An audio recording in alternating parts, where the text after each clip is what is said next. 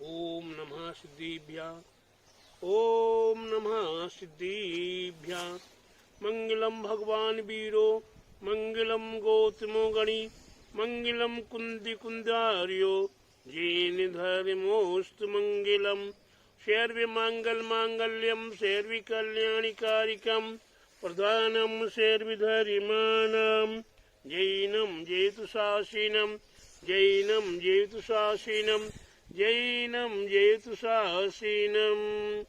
बोले समय जिन धर्म की जय, बोले विश्व धर्म की जय, श्री मानव धर्म की जय, श्री महावीर भगवान की जय।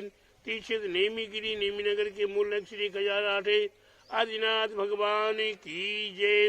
द्वादशांग जीन वाणी माता की जय।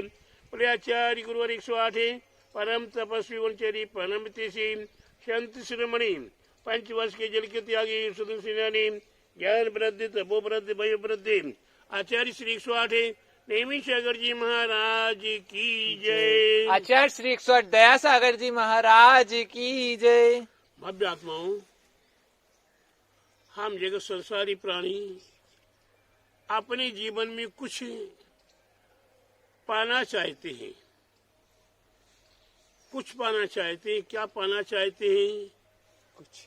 हमने अपने जीवन में विचार किया कि हमारा जीवन आज जगत संसार के अंदर हम नाना प्रकार के दुखों को प्राप्त करते हुए, संकटों को प्राप्त करते हुए, आपदाओं के साथ हम अपने जीवन को व्यतीत कर रहे हैं।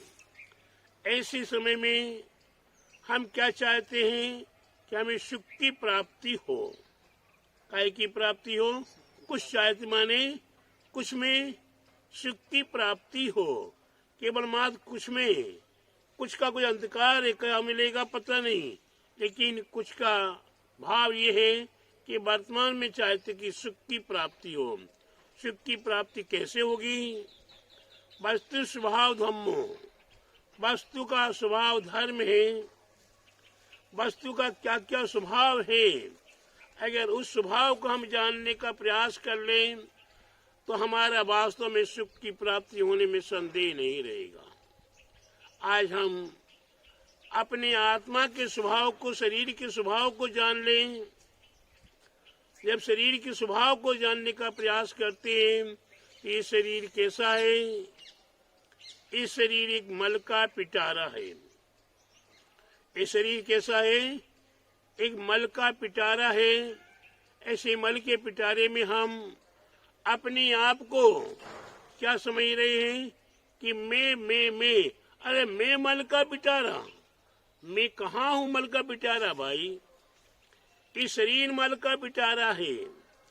ये मल, शरीर का मल ही स्वभाव है, इसका बीज ही मल है, मल में ही पला पुसा है।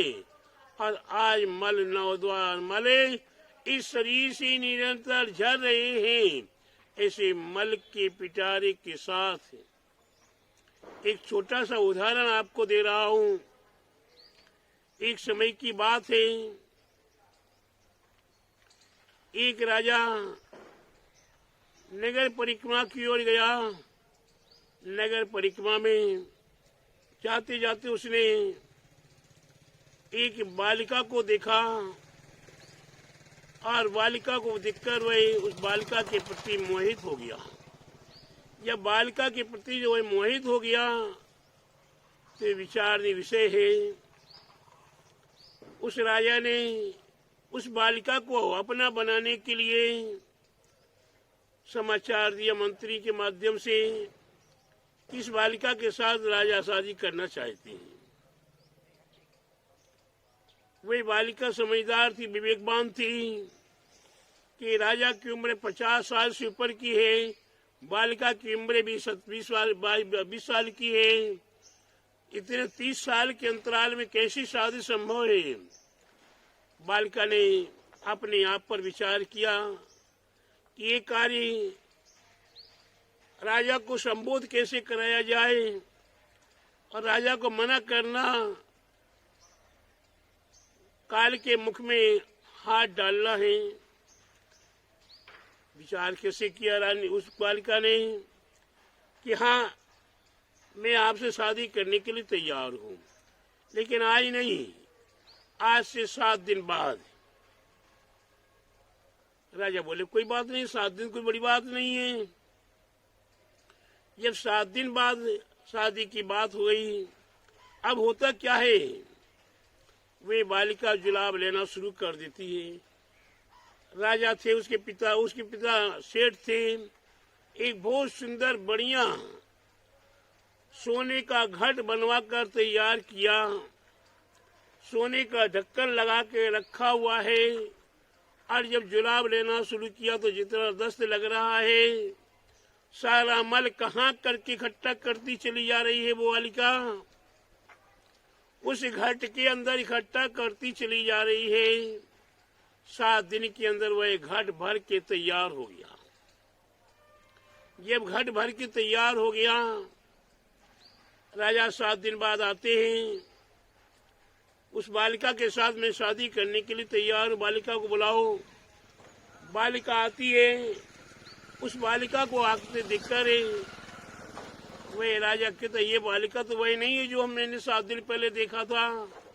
जिस बालिका ने मेरे को वचन दिया था कि मैं 7 दिन बाद शादी करूंगी, वो ये बालिका तो नहीं है। वही बालिका उत्तर देती है, राजन, अगर ये बालिका वह नहीं है तो जो बालिका से आप शादी करना चाहते थे, वही बालिका उस घट के अंदर है। कौन से घट के अंदर? सोने का घट है, ऊपर का मुख सोने का है। जब वही सोने के घट के पास गया राजा, बड़ा सुंदर घट था, बड़ा सुंदर लग रहा था। और जैसे ढक्कन खोला और बालिका को निकालने के लिए हाथ डाला, क्या होता है, वही मल, वही गंदगी आज सी सी करने लगा राजा। जब ऐसा गंदगी में है, एकदम आक्रोश में आ जाता है, कटार निकाल लेता है। ये बालिका मेरे साथ क्या गंदा काम कर रही है, क्या धोखा दे रही है। बालिका को बुद्धि थी, विवेक था। बालिका राजा को कहती है कि राजन, धीरे से काम लो, संतोष से काम लो, आक्रोश की आवश्यकता नहीं है। बोले क्यों, क्या हुआ, आपने मेरे को धोखा दिया। वे बालिका कहती नहीं, मैंने आपको धोखा नहीं दिया है, मैं वही बालिका हूँ, इस बालिका ने आपको 7 दिन का वचन दिया था। इस बालिका के अंदर जो चमक दिखाई नहीं दे रही आपको, जब चमक दिखाई दे रही थी, शरीर में हरा भरा पुष्ट शरीर दिखाई दे रहा था, इस शरीर का सारा मल निकाल के, क्या करके, सारा मल निकाल के उस घट में भर दिया। आप किस पे मोहित हो रहे थे, ये ऊपर से दिख रहा आज ये शरीर, आप वही शरीर है, लेकिन मल निकल जाने के बाद ये मुरझा गया, ये शरीर जुर्नियां पड़ गई, इसलिए आपको ये अच्छा नहीं लग रहा। अच्छा जो था इसके अंदर वे मल था। राजा की समझ में आ गया। ठीक प्यारे बंधु, आज आपके लिए समझाने का प्रयास कर रहा हूं कि सारा संसार मल से भरा हुआ संसार है। आपका शरीर तो मल से भरा हुआ है। ये जितनी ये मनुष्य दिखाई दे रहे हैं, जितने जीव मात्र दिखाई दे रहे हैं, ये सब काय के भरे हुए हैं, मल से ही भरे हुए हैं। हमारा मन इन्हीं में लग रहा है। हम किससे प्यार कर रहे, किससे प्रेम कर रहे हैं, किस इच्छा और किस आकांक्षा कर रहे हैं। हम मल के पिटारों से, हम मल भरे पिटारों से हम हैं। तो प्यारे बंधुओं, इस सारा संसार मल के समान है। ये सारा संसार, ये वैभव, ये धन दौलत वैभव, ये सब मल के समान है, कोई हमारे काम आने वाला नहीं है। ऐसे मल के पिटारे को हमें छोड़ना है, ऐसे मल के पिटारे को हमें अलग करना है, ऐसे मल के पिटारे से हमें दूर रहना है। जब मल से पिटारे से दूर रहने का प्रयास करेंगे तो सबसे पहले हम पड़ से दूर हो जाएं। किससे दूर हो जाएं? पड़ से दूर हो जाएं। आपको दूसरे का मल साफ करने में अति गंदगी लगती है, हाथ लगाने का, वहाँ मल के पास पहुँचने का भी भाव नहीं होता, लेकिन अपना मल तो आप साफ करते ही हैं, उसमें कभी आप गिलानी नहीं करते। तो पर रूपी मल को तो पहले छोड़ दीजिए। ये पर रूपी मल को छोड़ देंगे तो अब आइए अपने पास आइए। अपने मल को साफ करने के बाद क्या आप उसी हाथ से अपने मुख पे हाथ फेर लेते हो? नहीं फेरते। उसी मल सफाई करने वाले हाथ से क्या आप अपने शरीर में और कहीं हाथ लगाते हो? नहीं लगाते। क्या उस मल पे हाथ लगाने के बाद खाने पीने की वस्तुओं पे हाथ लगाते हो? क्या नहीं लगाते। क्यों नहीं लगाते? उसमें भी आपको गिलानी भरी हुई है। क्या भरी हुई है? गिलानी भरी हुई है। जब तक आप उसे मिट्टी से, राख से, छाई से रगड़ के 2 बार 3 बार साफ नहीं कर लेते हो, तब तक आपको वह हाथ भी आपका कौन है? आपका हाथ ही आपको गंदा है, गिलानीपूर्ण है। जब वह आपके गिलानीपूर्ण होते हाथ को भी आप जब साफ कर लेते हो, तभी अपने अंदर के शरीर को या खाने पीने की वस्तुओं को आप स्पर्श करते हो। और जब आपके लिए जिनेन्द्र भगवान की पूजा करनी हो, पाठ करना हो, गुरुजनों को स्पर्श करना हो, तो क्या इन हाथों को क्या सर्वांग को पवित्र करना होता है। जब सर्वांग पवित्र हो तभी हमारे अंतरंग में पवित्रता आने का निमित्त बनेगा, तभी हम अपने जीवन को पवित्र कर पाएंगे।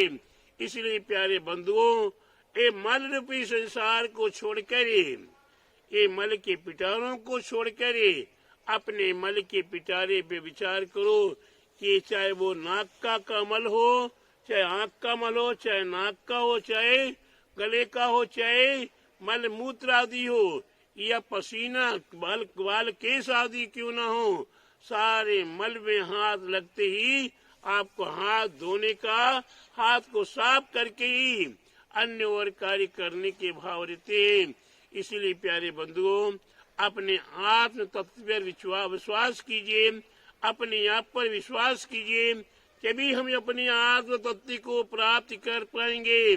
आपको कुछ प्राप्त करना है तो कुछ बाह्य सुखों को प्राप्त करते हुए, संसार के सुखों को प्राप्त करते हुए अंतरंग सुख को प्राप्त करना है। मैंने अपनी आत्मा को परमात्मा बनाना है। यही परम सुख का हमारा सार है, यही हमारे जीवन का महत्व है। अपने जीवन में जियो, एक बार अपने आप तक आ जाए, अपने को पहचान ले, अपने को जान ले, वही हमारे जीवन की कीमत है, वही हमारे जीवन का महत्व है, वही जीवन को हमारे पावन पवित्र करने का मुख्य मूल समय है। ऐसे समय का उपयोग करें, अपने जीवन को सार्थक करें। यही हमारा आप भव्य आत्माओं के लिए मंगल आशीर्वाद है। अपने कुछ को प्राप्त करने के लिए जो दिखाई नहीं दे रहा है, जो दिखाई नहीं दे रहा है, वही हमारा सब कुछ है। उसे कोई प्राप्त करने के लिए हम प्रयत्न करें, प्रयास करें। बोले महावीर भगवान की जय, बोले द्वादशांग जनवाणी माता की जय, बोले आचार्य गुरु 108 परम तपस्वी गुणचारी परम हितैषी संत शिरोमणि 5 वर्ष के जल के त्यागी सुसेनानी, ज्ञान वृद्धि तपो वृद्धि वयो वृद्धि 5 वर्ष के जल के त्यागी सुसेनानी ज्ञान आचार्य श्री 108 तेमी सागर जी महाराज की जय। आचार्य श्री 108 दया सागर जी महाराज की जय।